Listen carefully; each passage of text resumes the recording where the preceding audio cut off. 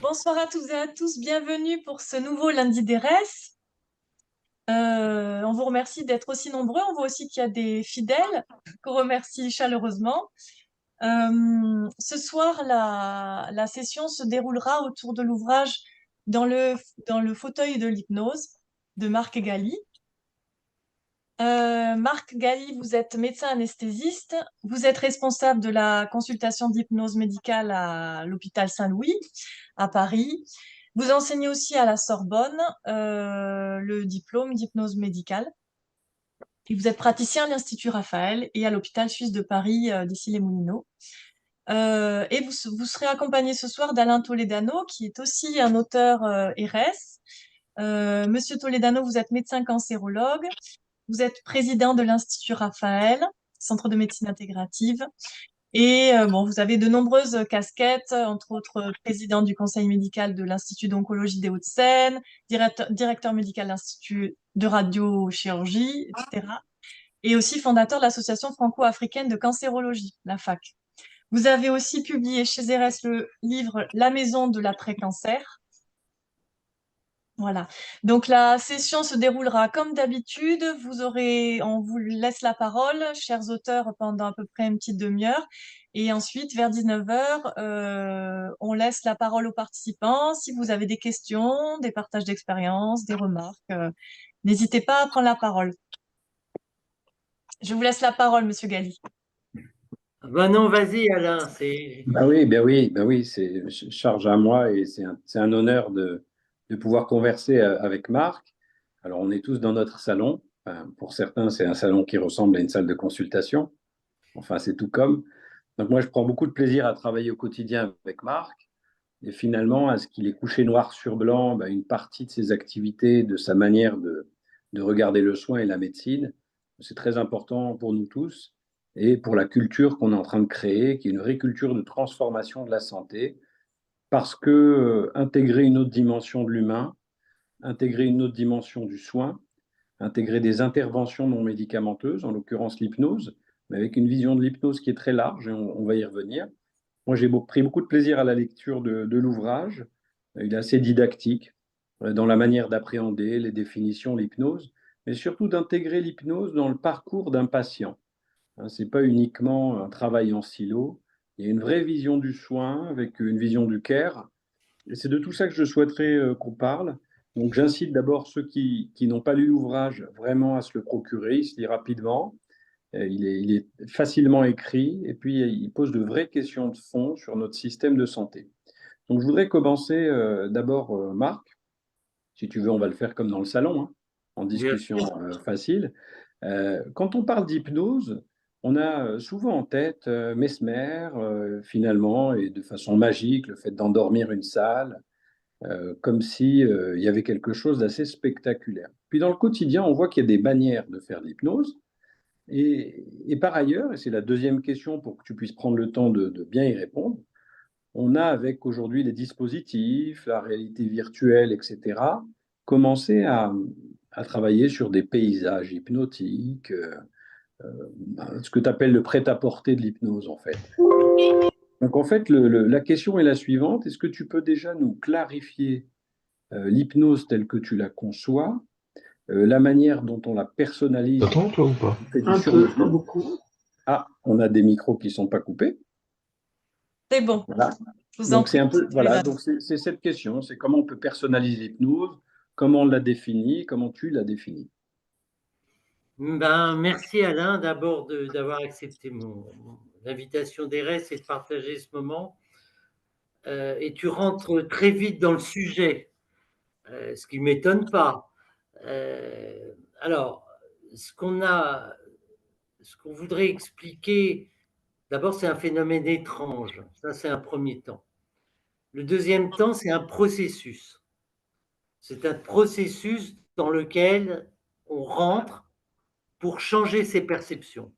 Alors, pour se rattacher d'emblée vers le spectacle, en fait, le spectacle, moi je ne connais pas bien, je le dis dans le livre que j'élimine je n'ai jamais vu Mesmer, or c'est un bon spectacle, mais en fait c'est de la soumission. C'est de la soumission, souvent les gens sont choisis. Enfin, il y a des astuces comme ça qui font que les gens sont dominés, prêts à, soumis, et ce qui n'est pas du tout notre cas dans le soin. Donc ça, c'est un premier temps dans lequel je réponds rapidement. Alors, pour nous soignants, on rentre dans un processus dans lequel il y a différents temps. Et c'est ça qui est un petit peu compliqué à percevoir. C'est-à-dire que quand on est au bloc opératoire ou avec des casques, en fait, on appartient au premier temps de l'hypnose. Et ça, François Roustan l'avait bien expliqué. On va essayer de faire pareil. C'est-à-dire, c'est un temps de dégagement, mais ce n'est pas un temps de traitement en soi. C'est-à-dire que le malade qui vient au bloc opératoire ou qui est en cours de chimiothérapie ou qui est dans des salles d'attente pour la dialyse, il a besoin de se dégager de l'environnement ou du contexte qui est anxiogène. Alors, il peut le faire dans une relation thérapeutique avec un soignant, une infirmière, un manipulateur radio formé, on en reparlera après de la formation peut-être tout à l'heure, voire d'un médecin. Donc, il se dégage, il n'est plus au bloc opératoire, il n'est plus dans son espace, il est ailleurs, et souvent, c'est l'imaginaire qui vient prendre la place. Alors, quel est le problème des casques?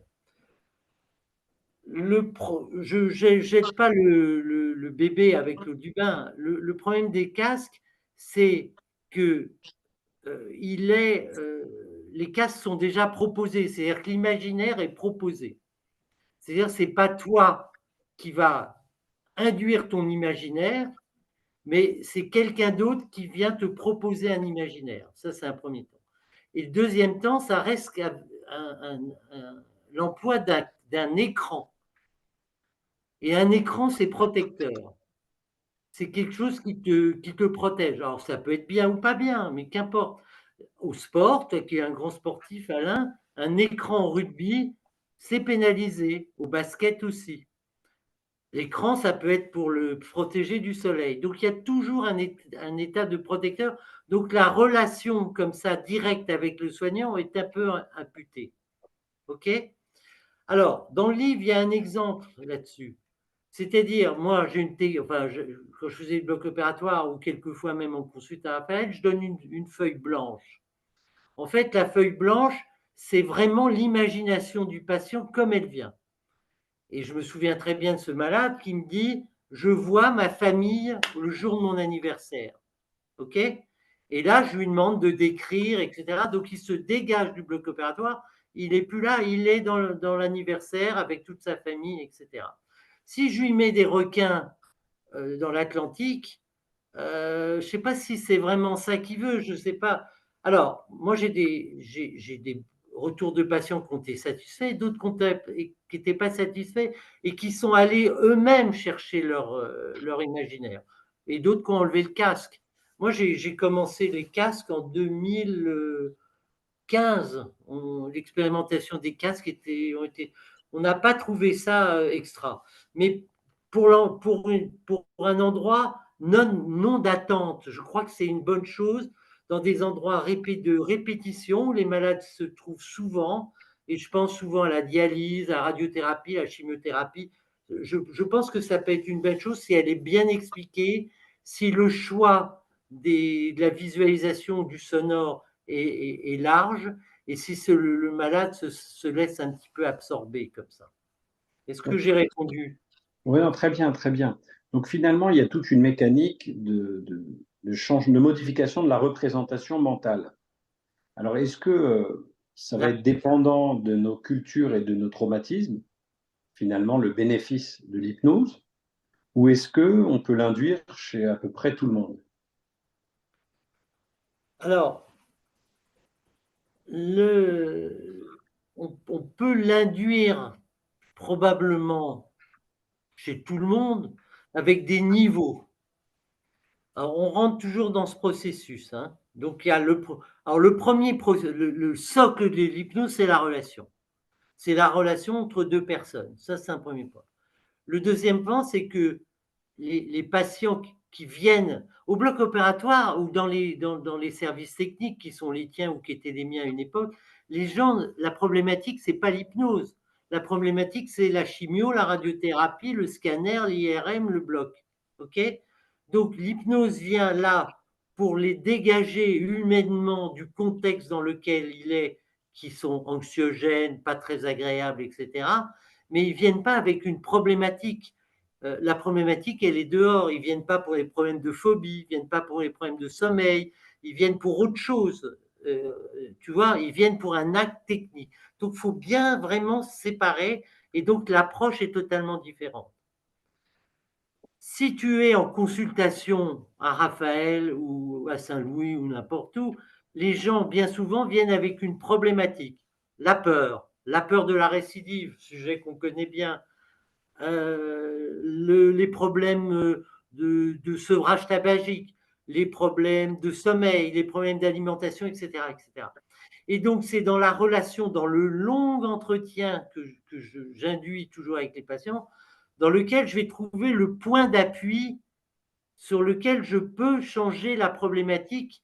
Et c'est là, à partir de ce moment-là, que je vais rentrer dans des perceptions différentes, dans des métaphores, ou dans simplement le fait de ressentir son corps différemment et de s'installer différemment. En fait, le titre, c'est dans le fauteuil de l'hypnose, installez-vous. Et en fait, c'est tout le problème de l'installation du corps dans un contexte. Et c'est ce changement d'installation qui fait le changement des perceptions. Il n'est pas toujours mental, il peut être physique, il peut être ressenti par le physique. Et Roustan, sur lequel je m'appuie, qui nous a formés, qui a écrit une littérature incroyable, a traité dans Il suffit d'un geste, traité par le siège, ce qui paraît un peu quand même un peu bizarre, un peu étrange.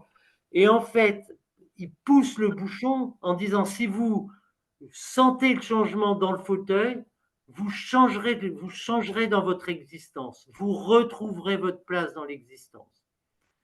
Et tout au début, quand je suis arrivé à Raphaël, là je m'écarte un peu, je m'étais dit, mais Raphaël, c'est quoi cette prise en charge multidisciplinaire, toutes ces... Et je me suis dit, en fait, Raphaël, c'est retrouver ou trouver sa place dans l'existence.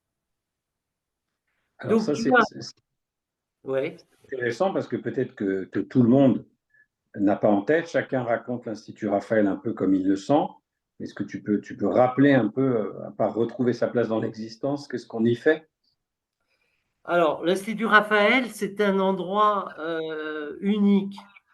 Alain Telelano, l'autre jour, je le voyais et je lui dis, bah, je suis en fin de carrière et je suis ravi de t'avoir rencontré parce que tu fais partie des gens qui ont marqué tout mon chemin de médecin.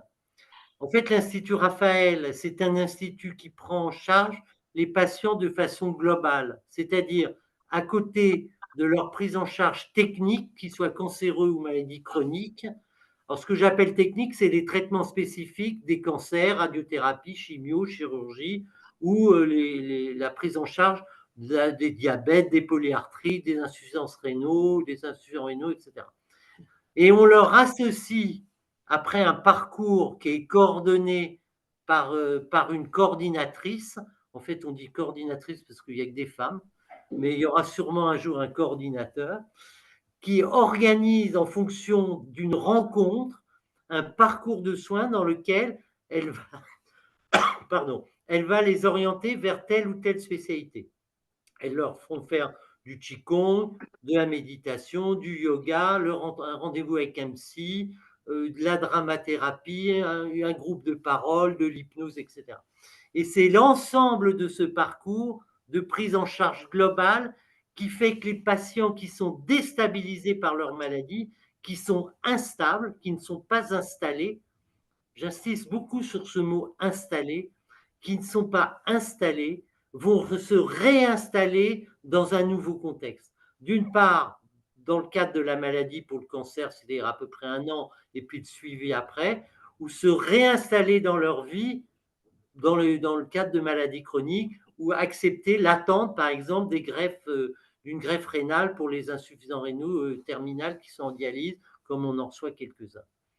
Donc, c'est cette prise en charge globale, intégrative, c'est-à-dire pas, on pourrait dire complémentaire, mais pas, qui ne se supplante pas, qui vient s'intégrer, se mettre avec, qui vient prendre en charge globalement le patient. Et moi, je le vois bien à Saint-Louis où les patients ne sont pas. Il y a des propositions pour que les gens aillent mieux en activité physique, en soins esthétiques, etc. Mais il n'y a pas de parcours. Or, la notion de prendre en charge le patient dans une relation de parcours qui peut être adaptée au bout de 3 mois, 6 mois ou même avant, change la vie. C'est-à-dire qu'ils changent leur perception face à la problématique, ils changent leur perception face à la maladie. Et ça, c'est central. Ça, c'est central. Les malades de Saint-Louis vont moins bien que les malades de Raphaël. Ça, c'est clair. Ils ont la même pathologie, ils ont le même traitement, ils ont tout pareil. Hein. Ce n'est pas le sujet. Le sujet, c'est qu'on s'occupe d'eux, on les englobe, en fait. Le mot global, ça veut dire englober le patient dans son existence familiale, sociale, sexuelle, nutrition, etc., etc. Voilà la Raphaël. Alors, on a vu un super commentaire, accompagner plutôt que prendre en charge. Alors, je peux me permettre d'avancer avec toi là-dessus. Oui. Alors, en fait, bon, on a plusieurs objectifs. Donc, comme l'a dit Marc, effectivement, l'idée, c'est de co-construire avec chaque patient des parcours d'accompagnement coordonnés. Donc, ils vont être orientés vers la nutrition, les émotions, l'activité physique, le bien-être et le retour à l'emploi. On offre gratuitement les parcours à tous les patients et on les évalue pour montrer qu'en s'occupant globalement de chacun, c'est mieux que si on s'occupait que de la maladie. Alors, c'est Lévinas, notre maître, hein, c'est l'éthique d'autrui. On pense qu'on a un devoir vis-à-vis de l'autre fragile, et on a en plus un devoir d'accueil, un devoir de non-abandon. Donc, il y a tout un contexte pour arriver à prendre en charge chaque patient. Donc, j'emploie le mot prendre en charge. Mais la différence entre accompagner et prendre en charge, on va prendre sur nous la charge, il y a un caractère passif. Accompagner, on va être un peu ustensilisé, mais on va travailler avec la personne. Ce qu'il faut aujourd'hui, c'est se dire que d'abord, on va donner du temps à chacun. Le temps, c'est de la qualité. Ensuite, on va considérer chacun. C'est indispensable à la création d'une relation de confiance. Ensuite, on va probablement savoir écouter, créer du lien, écouter. Donc, il faut manipuler le silence. Et je sais que Marc, c'est un vrai sujet, c'est un sujet qui lui tient à cœur. Il va falloir reformuler parfois. Ensuite, on va mobiliser des ressources intérieures. Donc, avant d'arriver avec sa technique, il y a 90 soignants de 40 disciplines. Il y a d'abord un socle commun qui, quelle que soit la technique, va permettre d'entrer en lien et d'accompagner. On ne va pas faire le travail forcément à la place d'eux. Et l'outil technique, c'est les 20 derniers pourcents de l'histoire. Donc, que ce soit du Reiki, du Shiatsu, du Qigong ou de l'art-thérapie, à la limite, ce n'est pas tant le sujet de l'accompagnement. Et l'idée, c'est qu'en ayant des acteurs qui travaillent ensemble de façon transdisciplinaire, main dans la main, et en évaluant bien sûr les process, en fixant des objectifs avec chaque patient, alors on arrivera à passer d'une médecine centrée sur la maladie à une médecine centrée sur l'individu et son projet de vie. Donc accompagner, on préfère plutôt que de prendre en charge. Maintenant, bon, on voit bien que l'un flirte avec l'autre, on est dans cette dynamique. Et donc, cette éthique du care, alors, est-ce qu'on peut en dire quelques mots? Parce que c'est vraiment ce qui va porter la transformation. Est-ce que Marc, qu'est-ce que ces termes t'évoquent? Parce que tu as inscrit l'hypnose finalement dans une logique intégrative. Il y a le soin, il y a le prendre soin. C'est quoi la philosophie finalement qui est la tienne dans ce soin qu'on veut discuter? Bah, moi, enfin, par mes origines et par l'introduction de l'hypnose il y a bien longtemps au bloc opératoire, je ne savais pas ce que je faisais. Je disais que j'intégrais l'hypnose dans la chirurgie.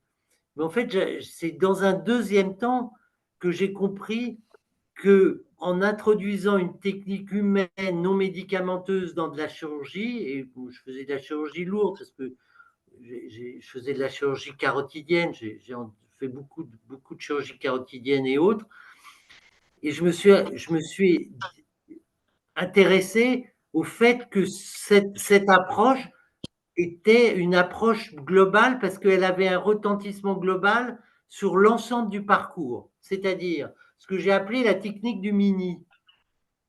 la chirurgie, mais c'est vrai pour d'autres spécialités, la chirurgie est rentrée dans le mini voie d'abord, mini durée d'hospitalisation.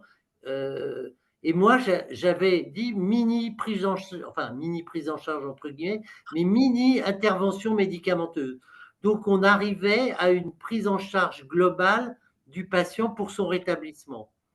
Et en fait, cette prise en charge globale élargie, on le retrouve à Raphaël parce que c'est une prise en charge du soin dans sa globalité pour le rétablissement, et je réinsiste, pour que le patient retrouve sa place, qui ne sera peut-être pas celle d'avant, hein, mais dans son existence. C'est-à-dire, on s'aperçoit que l'entrée dans le traitement, alors moi j'ai un petit schéma, mais je ne peux pas vous le faire là, mais j'ai un petit schéma pour expliquer aux patients qui sont sur une déviation. C'est-à-dire qu'à un moment, il y a la maladie, ils sont une déviée, donc ils prennent une autre route. Les WES, c'est les soignants de Raphaël qui vont les guider, les guider, et après, il faudra sortir de la déviation. Et en fait, on s'aperçoit que certains reprennent la même route, un petit peu différent, et d'autres, une route parallèle, et les troisièmes vont complètement ailleurs. Donc, cette prise en charge, c'est des surprises de fin de parcours, et les fins de parcours sont quelquefois aussi difficiles, et ça tu pourras le dire peut-être Alain, que les entrées dans le parcours. Parce qu'il y a eu de telles remises en cause, physiques, émotionnelles, familiales, professionnelles, qu'il y a une espèce de chamboulement de fin de parcours qui fait que les gens ne savent plus très bien où ils sont. Et c'est là notre boulot aussi de fin de parcours, de compléter notre travail.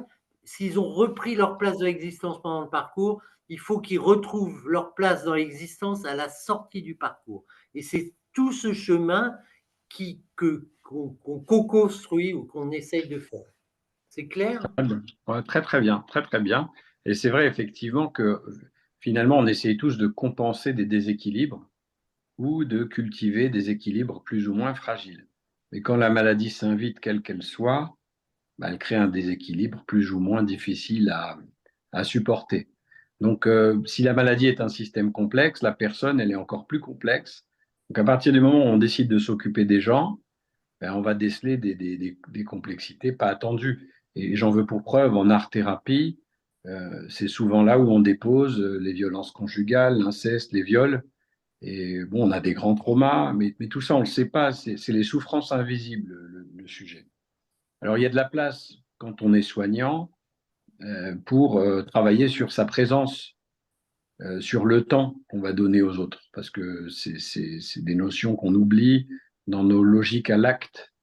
Euh, Maintenant, il y a de la place aussi pour une autre philosophie du soin, à savoir les attentions particulières. On n'est pas obligé de tout standardiser. Il y a de la place pour la disponibilité affective. On n'est pas obligé de mettre de côté ses affects.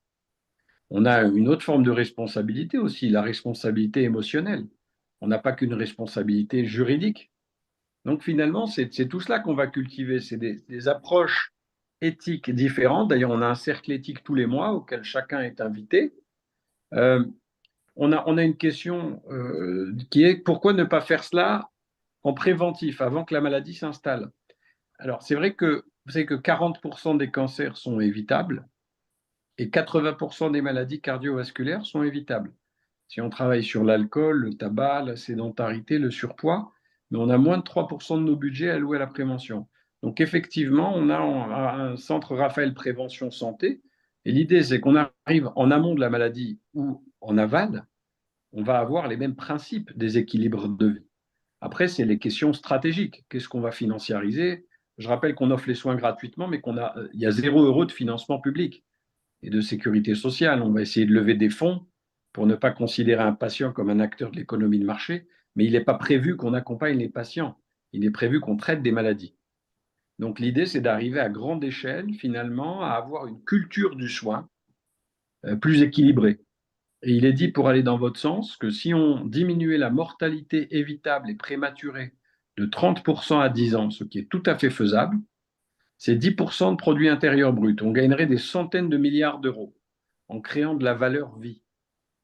Donc il y a un modèle médico-économique à redessiner, mais qui va passer aussi par un changement culturel, de culture du soin. Il ne s'agit pas de prendre le même système et de rajouter le même argent dans nos hôpitaux et de travailler sur la même logique à l'acte. Il va falloir repenser la santé, mais pas que comme l'absence de maladie. Une santé, bien sûr, comme toute maladie chronique, une santé émotionnelle, une santé psychique, une santé sexuelle, une santé sociale, une santé environnementale. Alors nous, on le fait en cancérologie. Le cancer, c'est un exemple. Mais le programme maladie chronique nous a bien montré que finalement, on devait idéalement prendre en charge toutes les maladies chroniques de la même façon. Il y a 24 millions de Français qui ont des maladies chroniques. Hein. Eux et leurs aidants souffrent. 24 millions de Français maladies chroniques, ça coûte 100 milliards d'euros par an. Et on ne fait effectivement, dans beaucoup de cas, que de prescrire des médicaments. On parle de 93% de prescriptions médicamenteuses. On jette une boîte sur deux à la poubelle, on jette 7 milliards d'euros par an à la poubelle.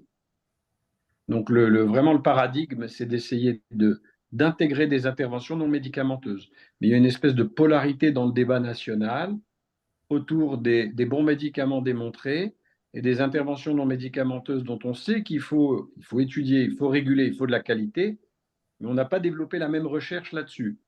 Donc encore une fois, on en revient à la culture du soin. Donc Marc, toi qui as quand même un anesthésiste, qui connaît les médicaments mieux que les autres spécialistes, est-ce qu'on est obligé d'être dichotomique entre le médicament et le non médicamenteux, ou est-ce que toi, avec ta pratique, tu penses qu'il y a une vision tout à fait complémentaire des deux? Alors, ça dépend beaucoup de la clinique. Je pense qu'il ne faut pas, là non plus, jeter les médicaments avec l'eau du bain. C'est-à-dire que les médicaments sont utiles dans bien des choses. Mais en même temps, ils sont quelquefois donnés alors que d'autres choses peuvent être proposées. Et c'est là où le bas coince. C'est-à-dire les troubles du sommeil peuvent être pris en charge probablement de façon égale ou meilleure, je ne sais plus la dernière étude, mais par d'autres moyens que de prendre des benzos ou du Stimlock le soir. Alors, j'en profite pour dire ça parce qu'il faut avoir une vision intégrative des choses et pas unique. C'est un petit peu l'orientation du bouquin qui est un petit peu nouvelle. C'est-à-dire que l'hypnose en soi, à mon avis, n'a pas d'avenir.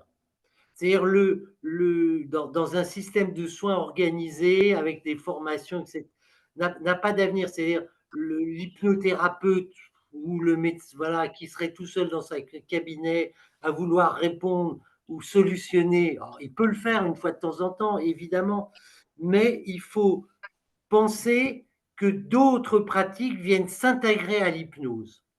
C'est-à-dire que avoir une séance d'hypnose, c'est-à-dire retrouver des nouvelles perceptions, changer ses perceptions, ça peut s'intégrer avec des séances de yoga, ça peut s'intégrer avec de l'art-thérapie. Et tout ça fait boule de neige ou effet potentiel et les résultats seront beaucoup plus importants. Donc, la part des médicaments, oui, comme tu le dis, elle est beaucoup trop importante parce que c'est une prescription rapide, etc. Et puis, voilà, prenez du Stilnox, puis vous dormirez mieux. Mais faire un exercice hypnotique, de se réinstaller dans son lit le soir, sentir qu'on est installé, moi je fais des séances comme ça, sentez que vous êtes installé. Mais les gens sont extrêmement surpris. Sentez le matelas, sentez la couverture, sentez les draps. En plus, vous êtes dans un lieu sécure parce que vous avez choisi normalement le matelas, normalement les draps, voilà. Et si tout va bien, vous avez choisi la personne avec qui vous dormez, si tout se passe bien. Donc, vous êtes dans un lieu sécure. Donc, l'exercice de s'installer dans son lit et vraiment de sentir ça, c'est déjà une bonne partie du chemin. Après, il y a d'autres techniques, d'autres choses, etc., d'autres choses, mais c'est extrêmement important. Et si j'ai encore une minute, je fais toujours remarquer aux gens, je leur dis, mais est-ce que vous dormez comme ça, avec vos chaussures, avec votre pull? Ah non, ah non, non. Et je leur dis, mais qu'est-ce qui se passe? Eh ben, je me déshabille, je me démaquille, je me coiffe. Je leur dis, mais donc il y a bien quelque chose qui se passe, dans lequel vous allez installer votre corps quelque part. Si vous allez faire les courses à Super U, vous n'allez pas vous habiller comme ça. Donc, vous sentez que vous allez vous installer pour faire quelque chose de précis. C'était rien, vous reposez. C'est tout un travail, ça. Hein, c'est tout un travail. Donc, ça, c'est pas la place des médicaments. C'est pas la place des médicaments. Et tu as parlé beaucoup de temporalité, hein, pour le dégagement, et tu donnes une place importante à une meilleure gestion de l'attente en général. Tu peux nous dire quelques mots là-dessus? Oui, ça, c'est mon truc, l'attente. C'est-à-dire, bon, François Roustan a écrit Savoir attendre pour que la vie change. Bon, mais il n'a pas abordé, parce que ce n'était pas son domaine, le parcours de soins. Et au fur et à mesure de ma pratique, je me suis enfin, j'ai un peu observé et je me suis dit, mais qu'est-ce que c'est que cette attente? Et globalement, l'attente, même si quelquefois elle est mal ressentie, mal perçue, en fait, elle est là pour que les choses se passent le mieux possible. C'est-à-dire, ce n'est pas un ennemi. Si vous attendez entre deux rendez-vous, entre deux chimiothérapies, ça a des raisons pour que les choses se passent le mieux possible. En métaphore, moi je travaille beaucoup avec les métaphores, si vous êtes dans l'avion au bout de la piste, si le pilote dit on attend, c'est pas pour casser les pieds des 400 passagers qui sont dans l'avion, c'est pour éviter de taper l'avion qui est en train d'atterrir. Donc c'est pour que le décollage se passe le mieux possible.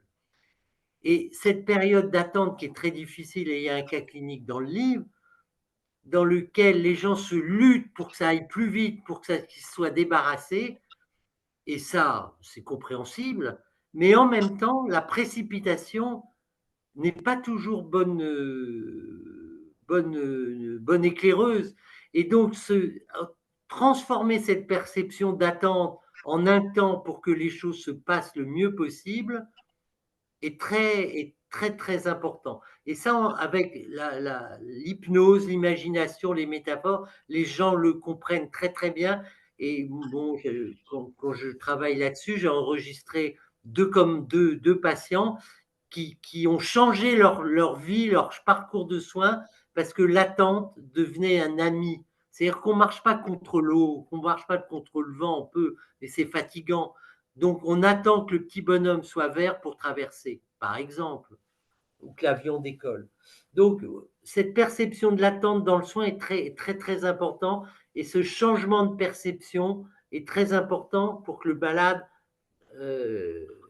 l'aborde de façon moins anxieuse. Et sur la peur de la récidive, c'était un projet qui était déjà un petit peu dans les tuyaux à Raphaël quand je suis arrivé, et je leur ai dit, mais c'est peur de la récidive ou c'est l'attente de la récidive? Donc, il y a toute une discussion là-dessus sur le fait d'attendre. Et donc, on fait un atelier, bon, je fais un atelier de méditation, mais un peu moins classique que d'habitude, sur cette façon dont on transforme la perception de l'attente, et en particulier de la peur de la récidive, parce que c'est comme Godot, peut-être qu'elle n'arrivera jamais. Alors Claire nous a gentiment passé le message. Les questions sont ouvertes, donc on va donner la parole à ceux qui le souhaitent. Si vous avez des questions, n'hésitez pas. On a un endroit où vous pouvez les écrire en bas. On a peut-être moyen d'en prendre quelques-unes avec l'audio. Et Peut-être donc, qu'on peut démarrer par la remarque de Carlo Lucchesi qui dit pourquoi ne pas faire cela de mesures donc de l'hypnose, de mesures préventives avant que la maladie s'installe, en oui, attendant la question suivante. alors on y a répondu en général, on parlait du parcours en prévention. Après, effectivement, il faut pouvoir l'organiser, le financiariser, le réaliser, démontrer les bienfaits. Donc, on doit arriver à avoir des parcours rationnels et puis proposables. Mais on y a répondu à cette question de prévention. Si monsieur veut préciser ou a des questions complémentaires, on est là. On en discute, bien sûr. On donne la parole, bien sûr. N'hésitez pas. C'est pas forcément une question, ça peut être bien sûr, je sais pas, un partage d'expérience, une remarque. Peut-être que certains ou certaines d'entre vous ont déjà lu l'ouvrage. Voilà. Non, c'est important. On parle de démocratie sanitaire. Donc, Vous il faut êtes que chacun timide. puisse s'exprimer. Soyez pas timide. À une forme de timidité, mais qui Mais est moi, d'autant je plus peux important. rebondir un peu sur l'histoire de la prévention. Si on prend le tabac, par exemple, j'ai une fois dans ma consulte, quelqu'un est venu en me disant, j'ai arrêté de fumer, je viens vous voir parce que je ne veux pas recommencer parce que c'est encore très présent. Mais souvent, cette problématique, elle n'est pas préventive. C'est très rare quelqu'un, enfin, ça m'est arrivé une fois, mais c'est quelqu'un qui avait des antécédents de tabac. J'ai jamais vu quelqu'un qui est arrivé en disant j'ai jamais fumé, mais j'ai peur de fumer, donc aidez-moi à pas fumer. Là, je dirais ça devient compliqué, hein, votre histoire. Mais donc la prévention, elle doit être prise en charge, mais de façon, comment on dirait, euh, j'allais dire globale, mais surtout c'est en soi la prévention. Alors elle peut être induite par les pouvoirs publics, par l'action d'Alain, etc. Mais elle est aussi très intime. Qu'est-ce que tu en penses de ça, Alain? Non, mais on a deux axes à travailler, les facteurs environnementaux et les facteurs comportementaux. Donc, effectivement, quand on travaille sur les addictions, il y a le produit hein, dont on est addict, hein, bon, tabac, alcool, etc. On peut être addict à d'autres choses, mais finalement, il y a des mécanismes de récompense du cerveau. Et puis, des fois, on est addict à quelque chose parce qu'on compense autre chose. Donc, il y a une vraie réflexion à avoir vis-à-vis de ça. Et on travaille aussi sur les facteurs environnementaux. Je donne un exemple. On dit à quelqu'un d'arrêter de fumer. Finalement, elle rentre chez elle et elle va se brûler une encens. Puis 1 heure, c'est 12 cigarettes. Ou bien on traite l'hypertension artérielle, puis on rentre chez elle, on ouvre la fenêtre, elle habite sur le périphérique. Et c'est vrai que ceux qui vivent au-dessus de 55 décibels multiplient par 3 leur risque cardiovasculaire. Donc on doit intégrer la santé environnementale, on doit intégrer l'exposition aux toxiques, ce qu'on appelle l'exposome, on doit intégrer le travail sur les comportements. Tu parlais du sommeil, la lumière bleue, les addictions aux écrans. Donc la prévention, ça va être une autre manière de faire de la médecine, une autre manière surtout de s'occuper de la santé, parce qu'il n'y a pas de raison que la médecine préempte la santé. Et dans la santé, il y a de multiples autres acteurs que les médecins. Et l'idée, c'est de faire de la place aussi aux autres. C'est de ne pas être capturé par la gestion de la maladie et par la médecine. Alors, on a pas mal de questions. La prévention, c'est de la prévenance. Donc ça, c'est joliment dit. Toutes les personnalités n'ont pas la même facilité à utiliser l'imagination, la pleine conscience ou l'évocation mentale. Alors, on peut peut-être s'arrêter 2 minutes là-dessus. En fait, on parle d'état de conscience modifié. On ne va pas tous avoir la même facilité à modifier son état de conscience. Est-ce que dans l'hypnose et dans la gamme psycho-émotionnelle, tu vas utiliser, Marc, de la méditation ou d'autres techniques que de l'hypnose? Oui, enfin moi je viens d'une école méditative, hypnotique, parce que Roustan et avec Jean-Marc Benayev, Roustan il a été jésuite, donc il connaît un petit peu cette problématique de la méditation, c'est religieuse, mais bon, du silence, etc. Donc on a une orientation clinique qui est très orientée là-dessus.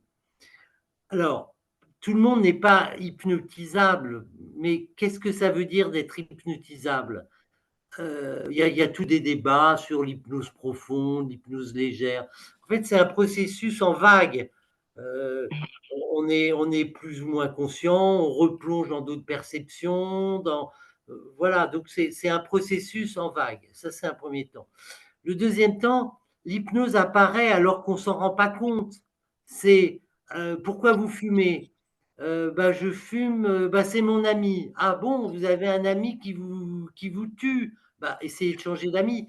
Donc, peut-être quelquefois une phrase, une façon de faire change les perceptions. Change les... Donc, l'hypnose n'est pas nécessairement l'image que vous en avez, mais ça peut être dans une simple conversation un changement de perception. Exemple, dans le livre, une dame vient pour maigrir. Bon, elle dit qu'elle mange trop de sucre, etc. Elle est un peu grondelette, nana. Et dans la discussion, dans l'entretien, elle me dit qu'elle prépare une PMA. Ah, et je lui dis, donc vous allez grossir. Donc elle est perturbée, elle est en confusion. C'est un premier temps de l'hypnose, elle ne sait plus. Et je lui dis, alors tout ça, il y a des silences, hein, ça c'est voilà. Et je lui dis, qu'est-ce qui est le plus important pour vous? Pour vous, pas pour moi. Et elle me dit, ma grossesse. Eh bien, je lui dis, très bien. C'est de l'hypnose, c'est-à-dire que d'une demande dont je ne savais pas, elle a changé ses perceptions et dans la discussion, elle a tourné, elle a basculé et elle a amené sa grossesse parfaitement bien. La PMA, c'est la FIV, c'est bien prévient, etc., etc. Et là, j'ai vu 2, 3 fois et ça a été des séances simplement pour accepter la FIV. Et on a laissé tomber complètement le problème du régime. Voilà l'hypnose. L'hypnose apparaît dans une conversation, dans une façon de changer on n'est pas obligé de sans arrêt de mettre des métaphores et des choses. Parce que de toute façon, dans une conversation sur une problématique, il y a toujours des images qui arrivent. Il y a toujours des images. Et si encore 2 minutes, souvent les gens me disent j'y arrive pas. J'arrive pas. Je leur dis, mais il y a un apprentissage parce que c'est un petit travail personnel d'observer, de ressentir, de changer ses perceptions. C'est comme dans le train, c'est quand vous arrivez gare de Lyon, vous ne dites pas, ah ben je ne suis pas à Nice. Ben non, il y a un chemin. Il y a un chemin. Et c'est ce qu'on peut appeler l'auto-hypnose, c'est-à-dire cette façon de se réinstaller, de faire les exercices, de ressentir, d'imaginer, etc. Très bien. Merci, merci Marc. Alors, on a aussi d'autres questions et réflexions qui arrivent. Prendre en compte les désordres cognitivo-comportementaux pour prévenir des maladies chroniques ou des pathologies telles que l'obésité, l'anxiété, etc. On y est, c'est ce qu'on venait de dire. Hein. C'est-à-dire qu'en fait, il y a tout des facteurs comportementaux qui vont nous permettre d'avoir de meilleures attitudes préventives. Donc, au lieu de gérer des diabètes complexes, arriver en amont à travailler sur le sport et l'alimentation, par exemple. Vous savez que le tabac fait 75 000 morts par an en France et l'alcool plus de 40 000. Donc, on va avoir besoin d'agir en amont et pas forcément d'arriver quand il y a une décompensation de cirrhose, un infarctus ou un cancer métastatique. Donc, on va avoir à réformer la culture du soin et de la santé en prévention, mais avec une logique d'accompagnement et de financiarisation. Si on veut dépenser moins plus tard, il faut créer de la vie, mais il faut arriver plus tôt. Donc, on a une culture de la santé qui ne doit pas être celle de la gestion de la maladie. Alors, on prend quelques autres questions, réflexions. Voilà, je pense voilà, effectivement, cela passe par une acceptation, un travail de transformation. On est vraiment, on se nourrit aussi de nos actions avec nos psychologues, parce que par exemple, Marc parlait de la peur de rechute, et c'est vrai que tout le monde le conçoit, la peur de rechute, mais il y a de vraies définitions. Il y a de l'évitement cognitif. On va s'éviter à penser au lendemain, au fait que les enfants grandissent, parce qu'on a la mort imminente qui nous bassine. Les évitements comportementaux. Il y a de l'hypervigilance, l'anticipation dramatisée des événements, un sentiment d'insécurité. Donc le fait de travailler avec 8 psychologues, des psychiatres, 5 sophrologues, 5 hypnothérapeutes, 10 personnes dans le pôle nutrition, l'oncoesthétique, les arts thérapeutes, finalement, il y a toujours dans l'histoire un des soignants qui a une clé dont l'autre va bénéficier. Et dans le parcours, finalement, c'est l'œuvre collective autour du patient qui fait son chemin. Donc, ce n'est pas tant une technique que l'action de tous autour du patient qui est le centre du sujet. La notion de parcours est très très importante. J'avais fait passer, là, je suis tombé sur une discussion comme ça entre un cancérologue et une psychologue de Belgique sur la peur de la récidive. C'était très intéressant, mais il n'y avait pas cette notion de parcours. C'est-à-dire, il disait à peu près tout ce que tu viens de dire, Alain, mais la prise en charge du patient n'avait pas une vision de parcours pour l'aider. Et cette façon de rentrer dans un parcours de soins intégratifs est centrale. Et c'est l'avenir pour ceux qui liront le livre ou qui l'ont lu.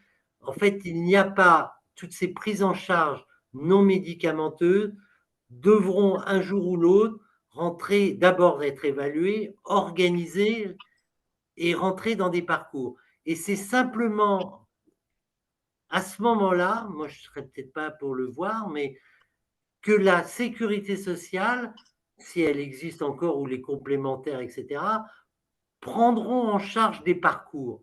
C'est-à-dire qu'il y aura probablement une médecine préventive, une médecine curative et une médecine intégrative. C'est-à-dire que tout sera ça.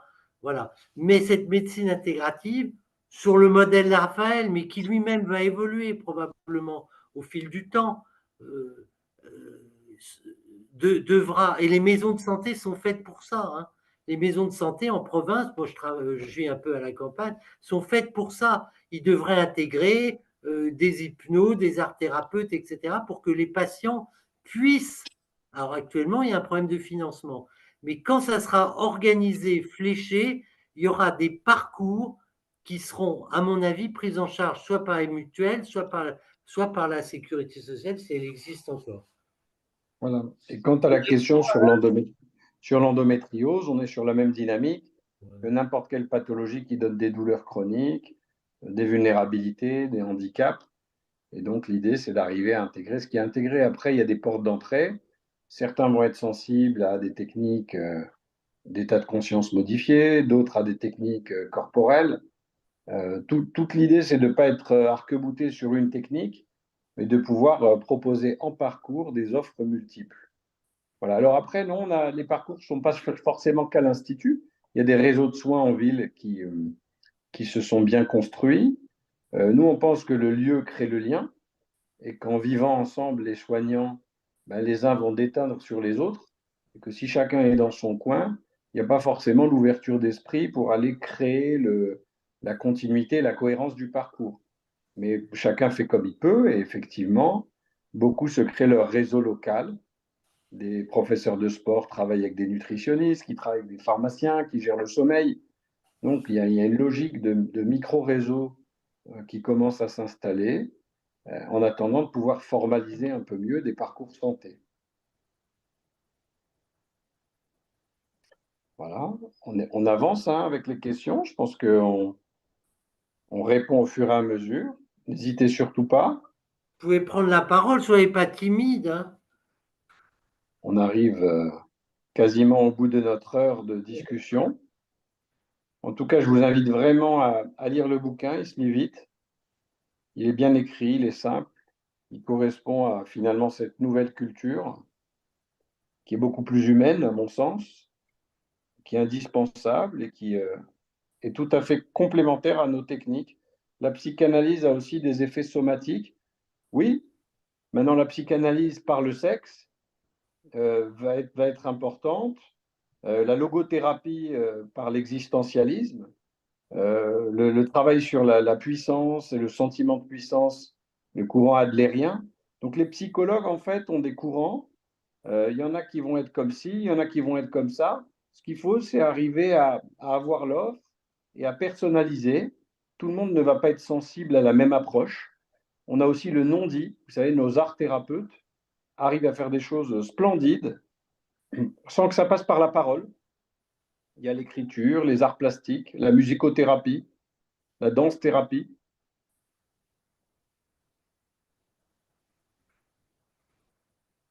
N'hésitez pas à prendre la parole.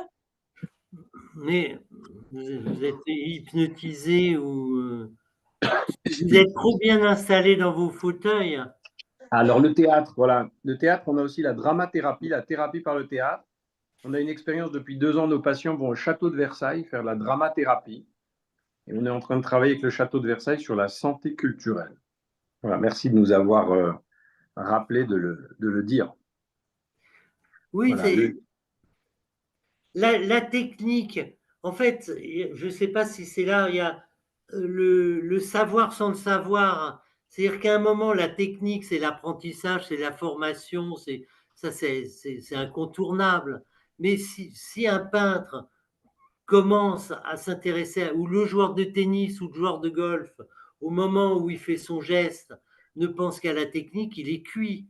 Il fera rien, tout ira dans le filet, tout ira dans le bunker, le peintre n'aura aucune créativité, etc. L'hypnose, c'est ça, en fait. C'est d'être devant, dans une relation thérapeutique, avec un patient, à l'écoute, et de chercher avec lui ce qui lui convient pour retrouver sa place, pour qu'il s'installe, pour ce qu'on veut. Mais donc la technique, c'est une chose, mais si on n'applique que de la technique, ça va pas, ça ne peut pas aller, parce que la technique, ça va peut-être aller, c'est le problème des casques, on reprend le début, ça peut peut-être aller à Alain, mais ça va pas aller à Claire, qui aurait besoin de plus d'imagination, etc., etc. Donc la technique, et puis le patient est unique dans sa vie, moi je travaille beaucoup avec le CV des patients. C'est-à-dire, je prends des notes sur une bout de papier et souvent je leur dis voilà, on a navigué dans votre CV. Pas le CV pour trouver du boulot, mais le CV à la cyrulnique, c'est-à-dire leur CV de vie avec des lignes, voilà, avec leur existence. Et donc la technique, il faut évidemment la connaître, mais il faut savoir tout abandonner pour être simplement présent, en fait. Voilà. eh ben, écoute, moi, j'aime bien ce message.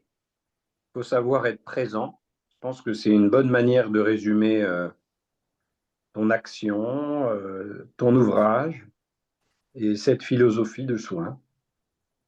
Alors, il y a Madame Danielle, vous voulez vous exprimer? Oui, vous m'entendez? Oui, Et on vous voit. Je voulais partager avec vous un très court poème qui est en espagnol. Alors, je ne sais plus quel est l'auteur, mais je vous lis la traduction. Je pense que ça fait sens par rapport à notre discussion. Rien n'est à sa place, mais un jour quelconque, subitement, tout est à sa place. Alors, nous comprenons. Ne pas être à sa place est précisément la façon d'être à sa place. Il se peut que le dilemme n'existe pas. Le point de repère manque pour qu'une chose soit ou ne soit pas à sa place. Y aurait-il quelque part un espace dont l'intensité serait capable d'héberger ce point de repère qui n'a pas sa place? Qu'en pensez-vous?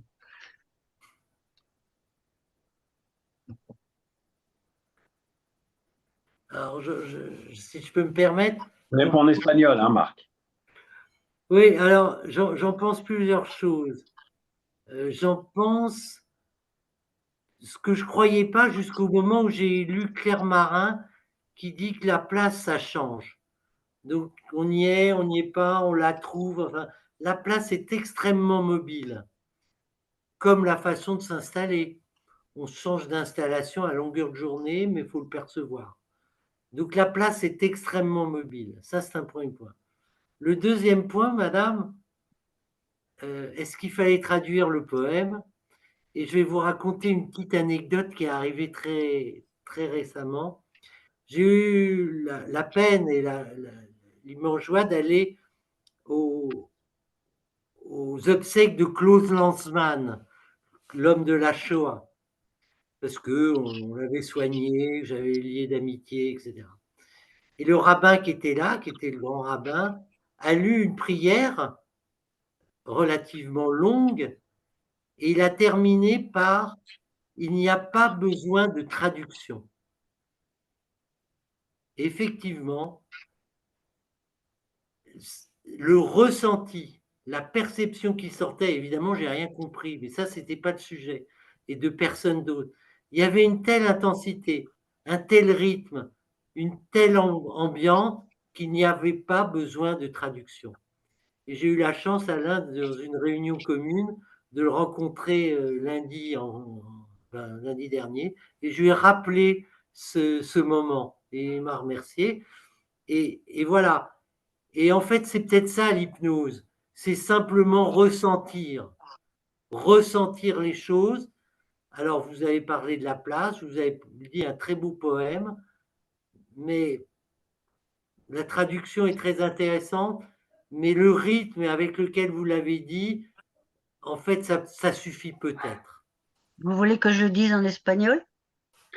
Non, mais ce qui compte, ce qu'aurait dit Janine, qui est linguiste, qui travaille avec nous, ce qui compte, c'est pas les paroles, c'est la musique. Voilà. Mais voilà, ça c'est Janine qui relie nos discours à chaque fois. Donc moi je voudrais d'abord je voudrais remercier Marc parce que c'est un peu pour lui qu'on est là, le livre, et puis pour tous ceux qui sont des lecteurs et des intellectuels amoureux. Donc d'abord merci à toi pour avoir pris du temps, parce que c'est du temps de construire un ouvrage, d'essayer de transmettre sa pensée, de faire la synthèse de son vécu et de le faire avec de l'humanité. Merci aux éditions RS d'axer finalement leur politique éditoriale sur des sujets humanistes. On se connaît bien maintenant aussi, et c'est vrai qu'il y a une logique qualitative dans votre approche, dans une société qui est marquée par la quantité. Voilà, c'est tout à fait appréciable. Voilà, je voudrais remercier aussi tous ceux qui prennent du temps pour échanger, parce que c'est comme ça que le monde va être meilleur. C'est en allant chercher l'autre, la différence, et puis en allant réfléchir ensemble pour construire une pensée commune avec le dénominateur commun, surtout dans le soin. On a besoin qu'il y ait des cultures différentes qui habitent le soin et de ne pas monopoliser ou accaparer, et que chacun sente qu'il a sa place dans un système qui est, on a de la chance, social, solidaire, mais qui doit être amélioré. Voilà. Donc moi, j'ai pris beaucoup de plaisir à cet entretien. Je vais retourner à la consultation, évidemment, parce que hein, c'est pas tout, mais merci beaucoup à RS et à toi, Marc. Merci à toi, Alain. Merci à tout le monde. Et puis, tous les maigres bénéfices de ce livre iront à l'Institut Raphaël pour maintenir les soins gratuits, et c'est pas facile. Voilà, donc si vous pouvez le diffuser, l'acheter pour Noël, eh ben, ce sera formidable pour les patients de Raphaël. Merci Alain, merci Christelle, Claire, merci tout le monde. Et puis voilà, vous pouvez conclure, Claire, c'est bon. Oui, bon, ben, bien évidemment, je vous remercie à tous les deux. On voit qu'il y a beaucoup de remerciements aussi dans le chat. Merci à tous les participants et les participantes. Je vous rappelle le titre de l'ouvrage de Marc Galli, Dans le fauteuil de l'hypnose, installez-vous, et l'ouvrage de Alain Toledano, La maison de l'après-cancer. Voilà.